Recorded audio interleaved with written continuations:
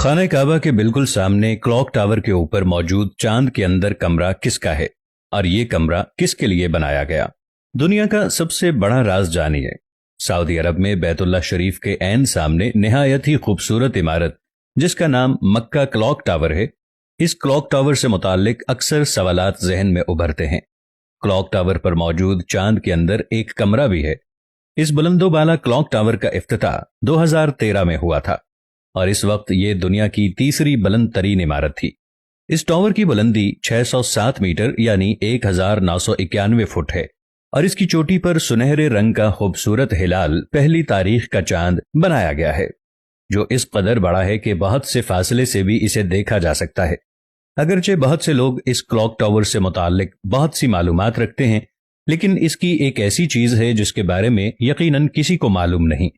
वो इस clock tower की चोटी पर बनाए गए खूबसूरत हिलाल की तह में एक हॉल नुमा खास कमरा है जिसकी छत नहीं है। ये ओपन एयर हॉल सिर्फ अल्लाह तबारक व तआला की इबादत के लिए मुख्तस किया गया है। इस वक्त ये हॉल दुनिया भर में इबादत करने की बुलंद तरीन जगह है। आप इसे दुनिया की बुलंद तरीन मस्जिद भी कह सकते हैं। इस हॉल तक रसाई एक तेज रफ्तार लिफ्ट के जरिए मुमकिन है। लिफ्ट का सफर खत्म होने पर 18 मीटर का फासला पैदल तय करना पड़ता है, जिसके बाद इस खूबसूरत हिलाल के अंदर बने कमरे तक पहुंचा जा सकता है।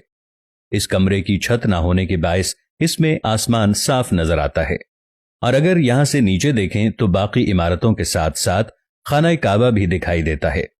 इस कमरे तक पहुंचने के लिए एक मुतबादिल चेयर लिफ्ट भी है, जिसे दुनिया की बुलंद तरीन चेयर लिफ्ट होने का एजाज हासिल है।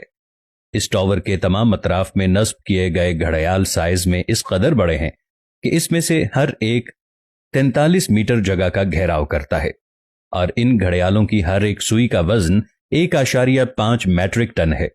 इस टावर की खूबसूरती को रात के उस वक्त मजीद 4 चांद लग जाते हैं जब इसमें नस्ब की गई 20 लाख LED लाइट्स रोशन की जाती हैं और पूरा टावर इन रंग रंग की रोशनियों में नहा जाता है। ये रोशनियां 17 किलोमीटर के फासले से आसानी से देखी जा सकती हैं। जब आखिरकार दुनिया के मुख्तलिफ कोनों से आए हुए लोग इस ओपन एयर कमरे में जमा हुए तो उन्होंने न सिर्फ नमाज अदा की बल्कि एक दूसरे के साथ अपनी सकाफतें भी बांटी। ये मंजर देखकर सबको ये सबक मिला कि मजहबी इख्तलाफात के बावजूद हम इंसानियत की बुनियाद पर एक हैं। इस रोजाना की बुनियाद पर दुनिया भर से लोगों ने इस कमरे में आकर अपने ईमान को मजबूत किया और दूसरों के लिए मोहब्बत और एहतराम का पैगाम भेजा। इस तरह ये कमरा न सिर्फ इबादत का मकाम बन गया बल्कि इंसानी हम आहंगी का गहवारा भी है।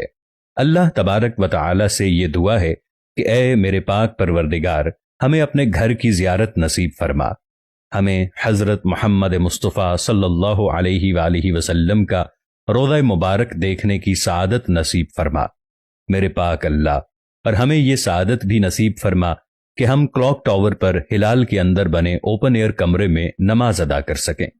आमीन या रब्बुल आलमीन।